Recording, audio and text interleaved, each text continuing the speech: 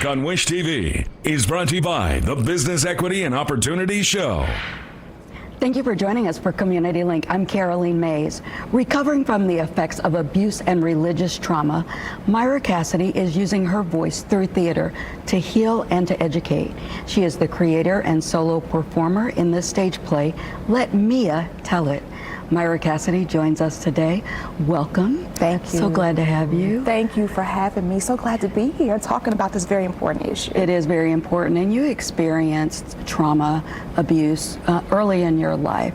Tell us how that inspired you then to move forward. Tell us what happened first, and then how that inspired you to move forward and empower others. Yeah, absolutely. It's so weird. I always feel like I'm like disrespecting my parents when I talk about this issue, because I do come from a very, what you would consider a very well Christian or witness family, being one of Jehovah's Witnesses. And when we look at the fact that we're very well known in the city, and my family has done a lot of wonderful works for people, but yet and still, there's still a lot of different issues that exist for a lot of people, especially people of color, that are generational and are very covert and have actually caused me difficulties throughout my life. So that's what I'm speaking about, the fact that ever since I was a small child trying to explain to my mother I've been harmed, how that's actually created more and more difficulties and more challenges and traumas throughout my life, including being a survivor of domestic violence. And then on the back end, after getting the education and becoming, graduating from Indiana Western University with a degree in psychology, still seeing that the help does not exist.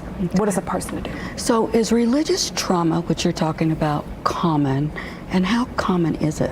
Yes, it is very common. Now, in the spaces of religious trauma, that it's like a new phenomenon when really it's been around historically and underserved and not spoken about for who knows how long. When we're talking about religious trauma, we're talking about trauma, but coming from faith-based communities and spaces. So all of the things that you would see in trauma, from PTSD, anxiety, depression, suicidal ideation, and attempted suicide, this is what we're talking about. But the issue is that it's coming from faith-based communities, and when we talk about that, people get scared, they get offended. You mentioned to me when I talked to you before that it's not really being focused on very much in the faith-based community. Why is that? And you're bringing a voice to it. How do you then bring that voice loud enough where others are hearing it?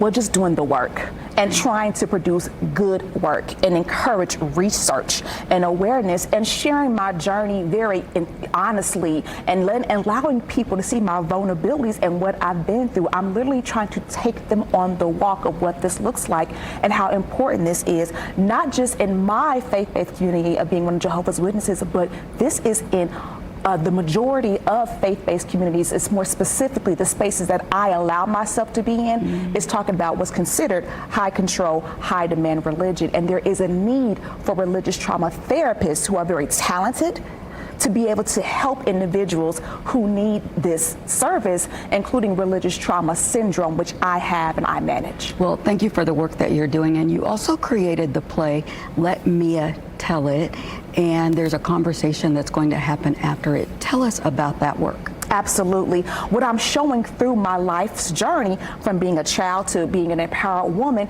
is how adverse childhood experiences plays into this, and I'm introducing to the audience adverse religious experiences and what that is, while willingly sharing what's called my community genogram to specifically encourage mental health professionals who already have the degrees to get involved and to cross-train into the religious trauma arena and space so that they can help this population of people who so desperately need them, as well as asking for drama therapists to exist here in Marion County. So quickly, Let Mia Tell It is coming up soon. There's a conversation that's going to happen after it. When and where? Yes, absolutely. Fonseca Theater, August the 8th and 9th. The play starts at 7 p.m. and the conversation takes place immediately afterwards. So hoping that so many people from the community will come on out and check it out. Thank you, Myra. Really appreciate the work that you're doing, and hope many will go out and see the play. Thank you. Thank you.